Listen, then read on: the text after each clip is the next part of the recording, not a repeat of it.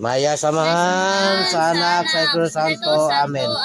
Atuman ang iyong pagbuot, tinisiyo tama yun sa langit. Lucas Kapitulo 17, versikulo 22 hangtod sa 32.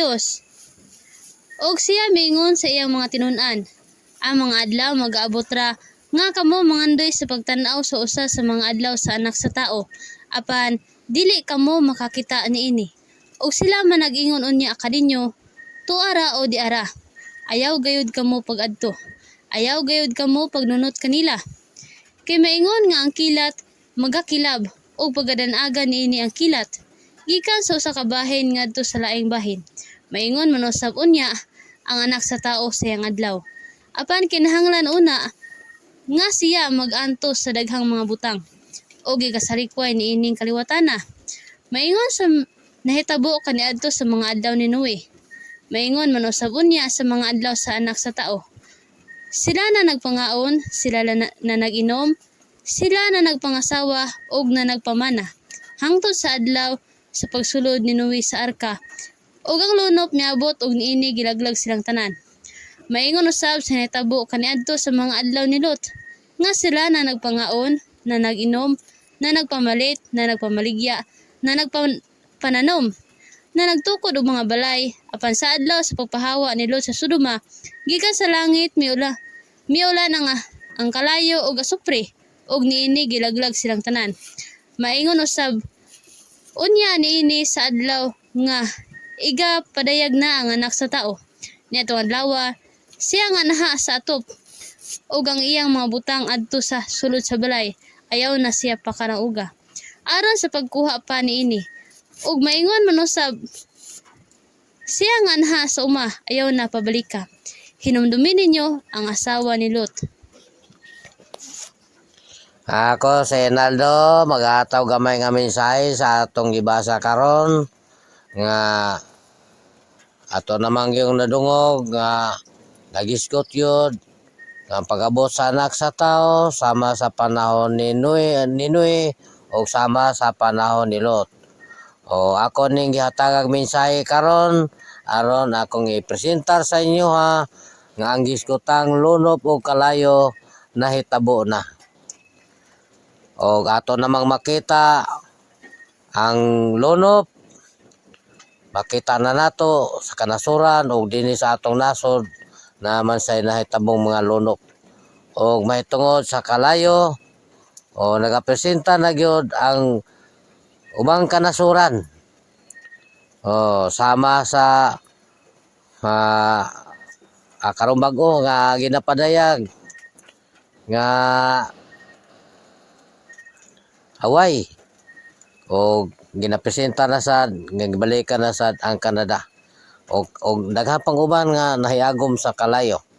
Amo na nga ako moingon nga natuman na ang naisulat sa Biblia o natuman na sad nga ang anak sa tao gisalikway. Kay wala man gyud patalinghogi ang akong mga mensahe nga alang nako kalipay gini natong tanan. Og mahitungod man sa reliyon o nagapresentar gyud pagtahod samahan ug ginahan kay mo ginagikinahanglan ni Ginoong Lolo Juba magtahod samahan ug ginahan aron magataas ang kinabuhi sa tubangan ni Juba. Pero ang maong reliyon isalikway gyud sa katawhan. O mo na nga ako ning ginasutan kay lain na sad nga pagisgot nga bagong gobyerno alang nako kalipay kining tanan kun matuman ang ingong suporta pag inatagay o pag dinawatay aron maangkon nato ang kalipay. Pero kining tanan gisalikway lang gihapon. Mo na ang atong nabasa karon sa Biblia natuman na. O kung doon na may nagsubaybay sa akong mga mensahe, maingon lang ko nga pag-ampo mo, sulod lang sa panimalay kay mo na gikinahanglan ni Ginoong Papa Hesus nga mag-ampo sa sulod sa balay. O kana lang ako igapadayag sa inyo, pag-ampo gyud mo sa balay kay mo na gikinahanglan ni Ginoong Papa Hesus mag-ampo sa balay. Uno mga Hari, Kapitulo 19, versikulo 18. Apan magbilin ako, alang kanako, o 7,000 sa Israel. Ang tanang mga tuhod nga wala mapilo sa tubangan ni Baal, ug ang tasatagsa kababa nga wala makahalo kaniya. Ako, si Nando, mag-atag og gamay nga mensahe sa atong nabasa karon nga nagapresentar gyud sinong Lolo Juba, nagapresentar gyud og 7,000 ka mga tawo nga wala muhapa og muhalok ni Baal. Kini kong si Baal mo kanang yawa. Mo na nga ginapresentar lang niya. Gamay ra ang iyang ginapresentar nga katawhan. Nga 7,000. Kung ang atong Pilipinas sobra man og 100 million ka mga tao. Kung moingon ko nga ang gidaghanon sa Pilipinas 7,000 ra ang iya kang Ginong Lolo Juba. Pila may dili iya? Sobra po dog 100 million. Onya kanang 100 million kon mo na ang giingon jud nga mga bunglayon nga pagaibton sa manulunda. Pwede naghanap patay sa Pilipinas. Kay ang bunglayon nagapresentar man gyud nga pangibton gyud sa manulunda. Ug sa klarong istorya, ang manulunda mo patay gyud sa mga tao sa Pilipinas. Kay ang manulunda nagapresentar man mo patay gyud og mga tao suma sa atong babasa po sa panahon ni David. Oyon bata na mga katawhang Pilipino nga mudangat kanato ang kamatay. Kana ako lang ning ginesgutan kay ang naisulat sa Biblia matuman magini nga ang mga bunglayon pagaibton. Nga ang klaro laging istorya, ang mga anak sa yawa pamatyon gyud sa mga manulunda. Mo man nagingon nga pagalaglagon ang mga bunglayon.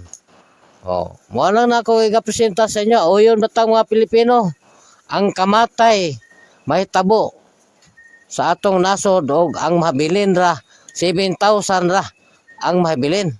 Yun bata na. Kana lang.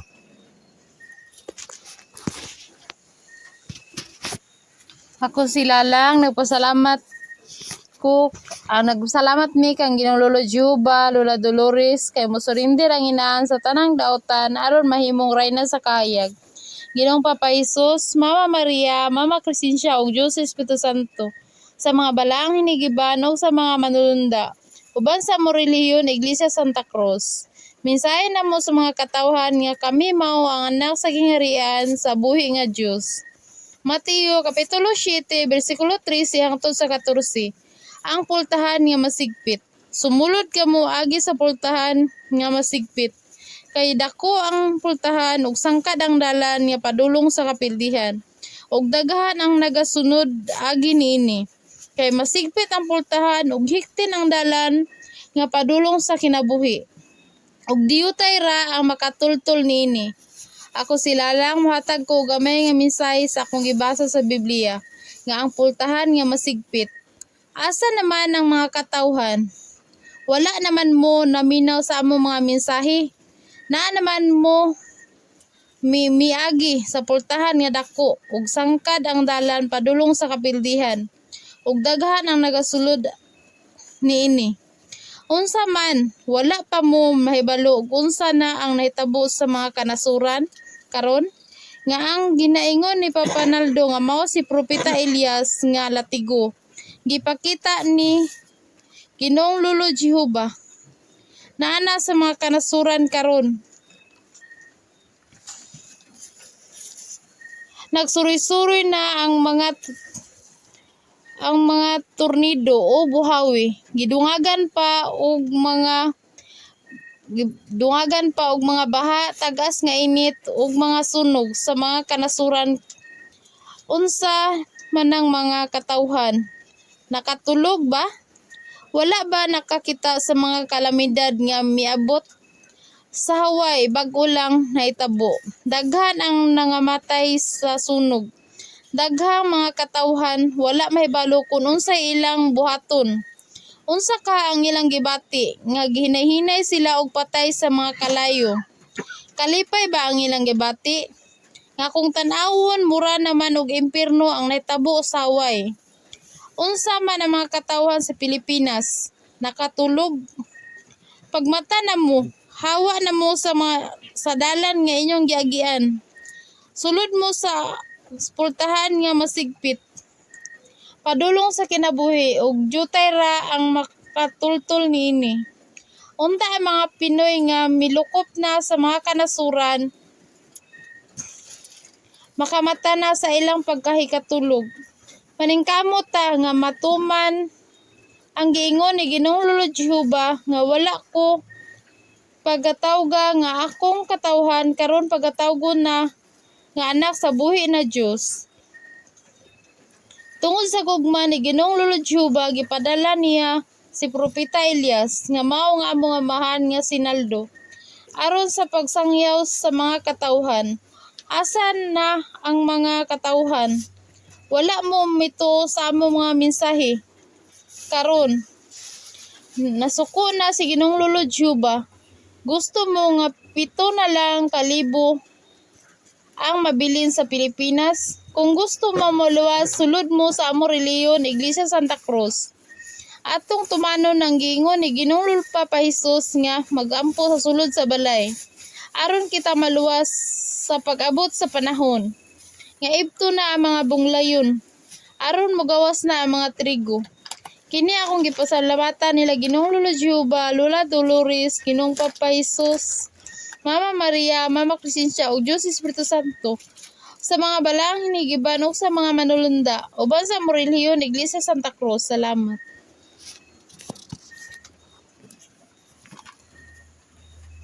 Ako si Suy, magpasalamat mi kang Ginoong Lolo Jehova, Ginoong Papa Jesus, Mama Maria, Mama Crescencia, Dios Espiritu Santo, mga balaan nga hinagiban, ug sa mga manulunda.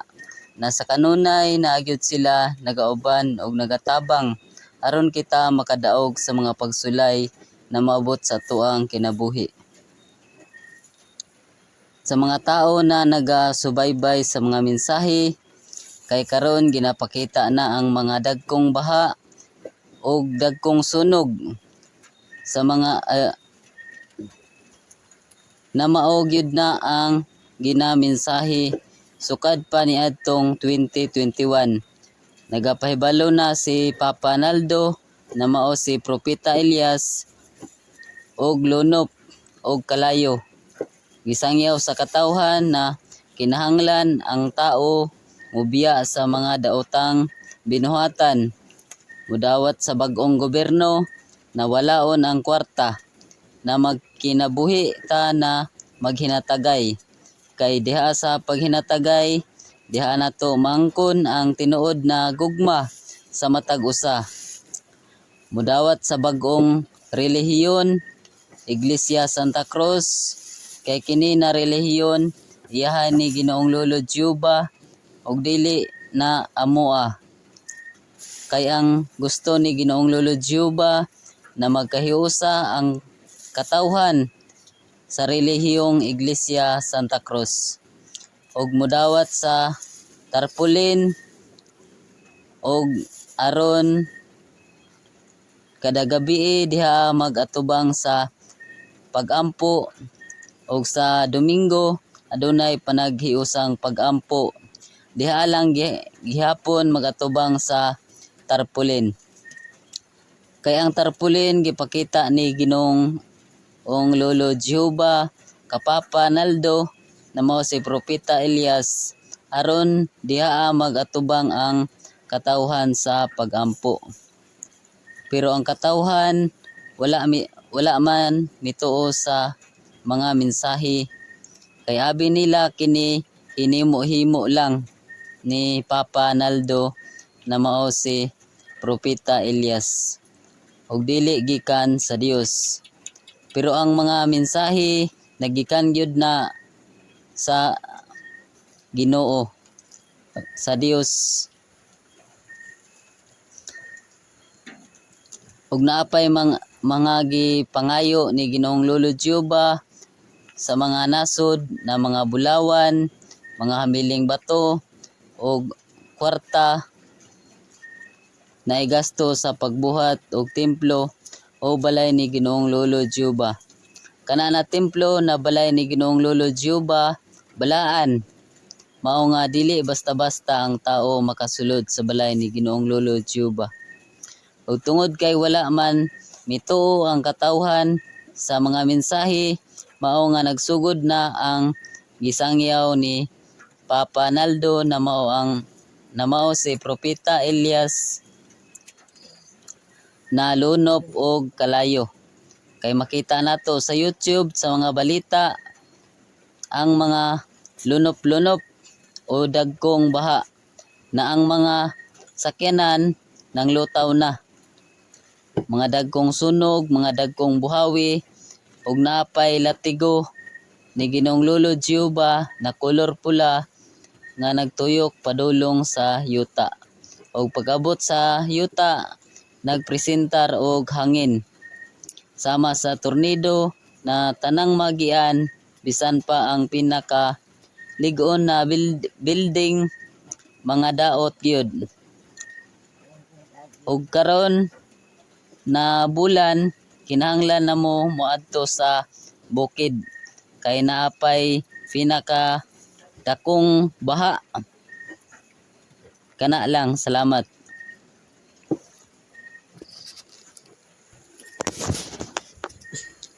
Ako si Jose Sinagote, ang gana ko si Yoyo. Ako magpasalamat ni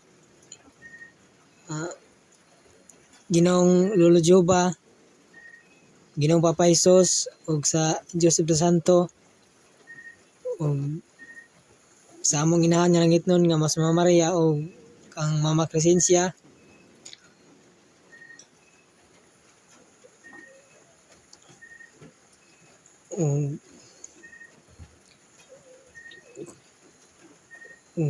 Sa mga balaang nagibaan nga mo'y nakikaaway sa dautan o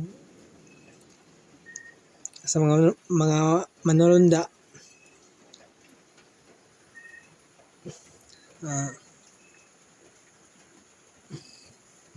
Mabasa sa Mateo Kapitulo 6 versikulo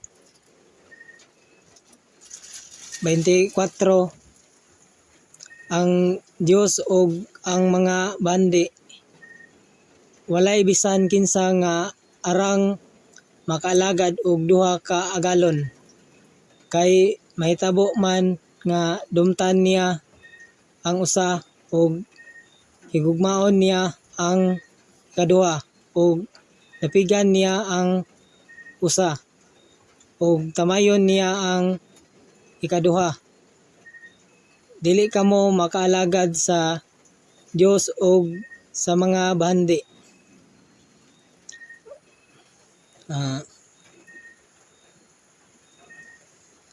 Akong mensahe nga mohatag po kog mensahe ani akong gibasa nga sa gisulti ni Ginoong Papa Jesus na dara jud ta sa Dios nga agalon nga mo simba. Kaya ang agalon nga bandi karong panahon na giukman naman ana na mga dagkong baha ug dagkong sunog ug mga tornado nga i-kastigo na ni Ginoong Lolo Giuba, Ginoong Papa Jesus ug sa Joseph Santo.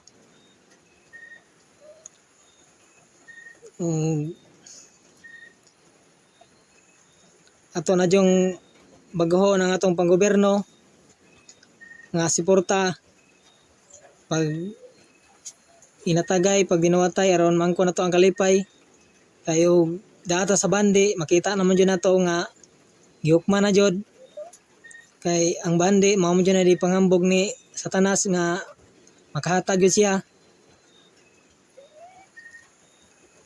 ug sa kong amahan nga nagdala sa ngalan nga Aldo, ug siya po ang nagdala sa ngalan nga Elias, nga siya po ang naguna sa amuang reliyon nga Iglesia Santa Cruz, aron po na makabalo ang katawhan. Kay naman dyan na sa malakyas nga siya pa ang maguna, ang Ginoong Papa Hesus ay ang pagbalik. Mga ni karon na nagsangyaw na sa katawhan.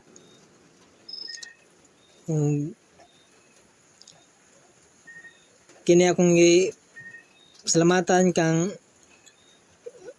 Ginoong Lolo Juba, Ginoong Papa Hesus, o sa Diyos Espiritu Santo, o sa tong inahan nga langit nun nga mga sa Maria, o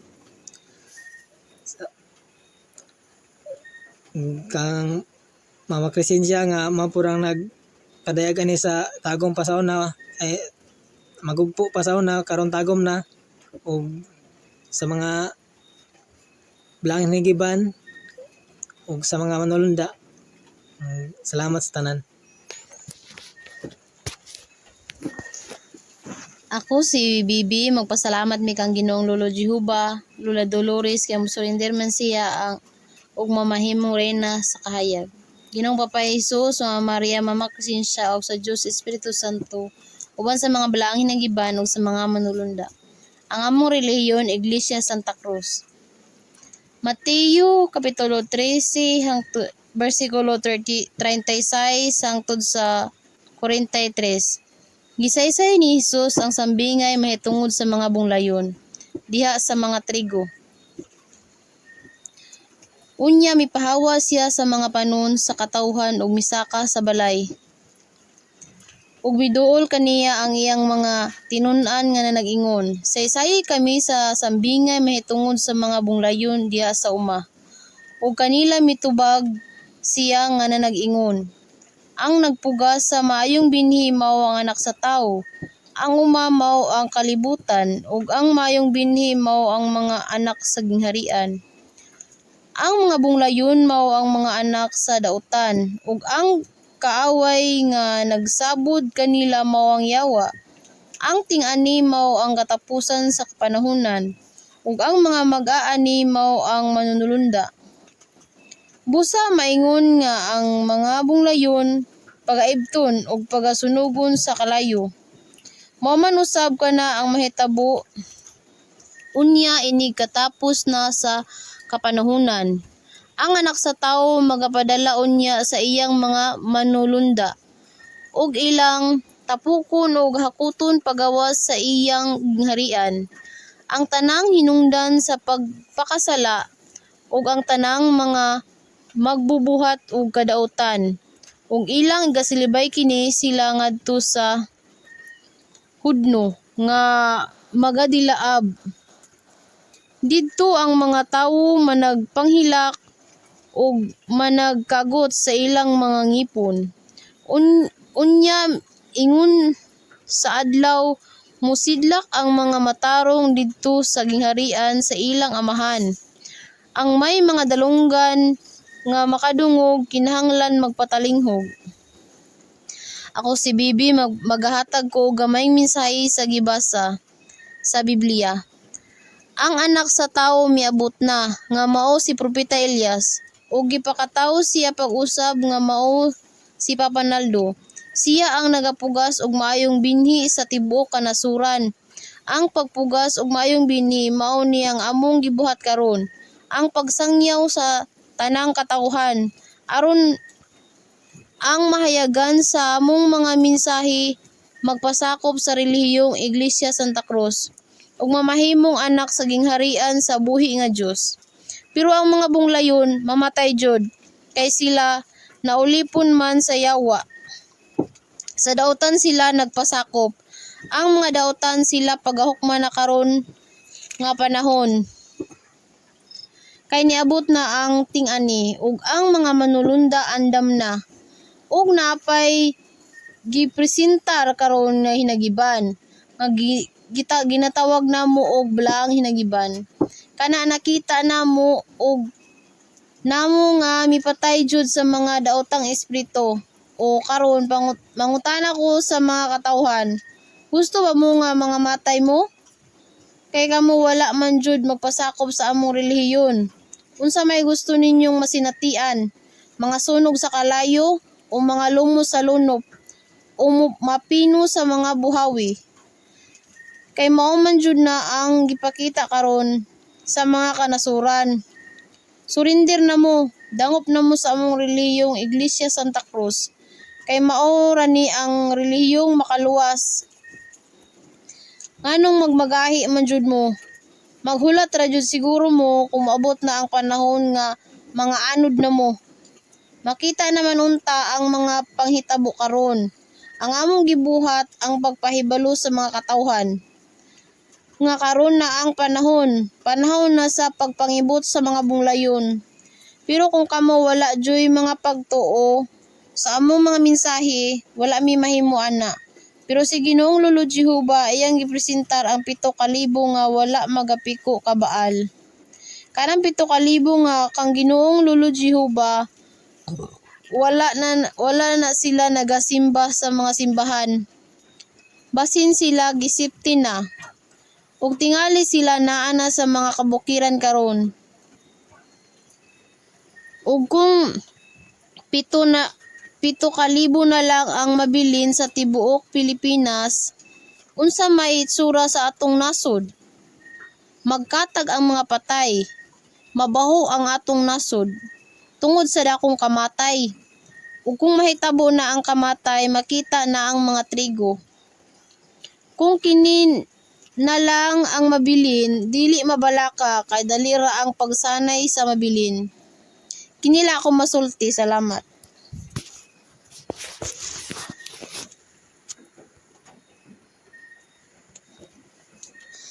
Ako si Kling Kling, nagapasalamat mi kang Ginoong Lolo Jehova uban kang Lola Dolores, kang surrender man siya aron mahimo siyang reyna sa kahayag.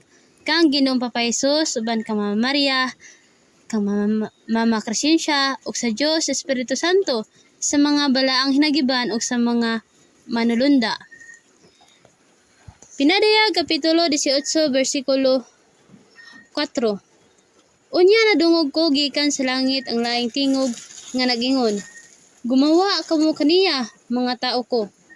Aron kamo dili makaapil sa iyang kasalanan, aron dili kamo makaambit sa iyang mga hampak. Mateo Kapitulo 24 versikulo 16. Nan sila nga anha sa Huda, pakalagiwa ngadto sa kabukiran. Ang mga tao nga naa sa syudad, walay kaluwasan nga maabot sa inyo diha. Ang mga tao nga naipagtuo sa among mga mensahe, moadto na og bukid, mao ra jud na ang makaluwas sa inyo ug wala nay lain pa. Kay si Ginoong Papa Jesus nag-ingon, nga moadto jud sa bukid, aron dili maapil sa mga kasakit nga ihampak sa syudad, kay walay ihatag nga kaluoy sa mga tao nga naa sa syudad. Kay mga mensahe nga ginapresentar ni Papa Naldo nga mao si Propetelias, nga ang bukid mao ang atong arka. Ang mga pinili naa na jud sa bukid, wala sa syudad.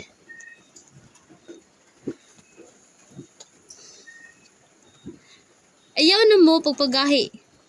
Hinumdumin ninyo na apirmi ang pagmahay sa ulahi. Kay sa syudad, naa diha ang tanang matang sa kadutan, nga mao ang agalon nga bahandi. Nga sa karon nga panahon gihukman na. Magunsa man na ang inyong kwarta, kung ang inyong kinabuhi dili mapalit og kwarta. Biyain na ninyo ang syudad ug pangadto na sa bukid. Kay kung kita nahigugma kang Ginoong Papa Jesus, atong pagatumano ng iyang mga sugo. Kung ang mga tao nahigugma jud kang Ginoong Papa Jesus, kaya mga tao wala jud magtuman kang Ginoong Papa Jesus nga magampo sa sulod sa balay. Naa nahinuon sa mga simbahan, ang inyong Ginoo mao si Satanas, mga maot. Sa bukid na ang agalon nga Dios. Nganong mapabilin paman mo sa syudad, nga dili man na makaprotekta sa inyo ha. Kay kun makaprotekta pa, wala untay mga ipo-ipo, dagkong baha, kalayo. Ug ang maabot nga dakong kagutom o kamatay nga malukob sa tibuok kalibutan. Kung ang agalon nga bahandi makasagang pa. Pero wala untay mga katalagman nga mahitabo sa syudad. Pero wala makasagang ang agalon nga bahandi. Makita man jud na sa karon, dili man jud na ikalimod. Nagkatawara si Ginoong Lolo Jehova nga nagtan-aw sa mga tao nga nagkalibog na sa mga panghitabo. Sa karon nga panahon natuman na sa Biblia nga ang anak sa tao nga mao si Papa Naldo gisalikway sa mga tao. Wala lang panumbalinga ang mga mensahe sa mga tao mao miabot ang lunop ug kalayo.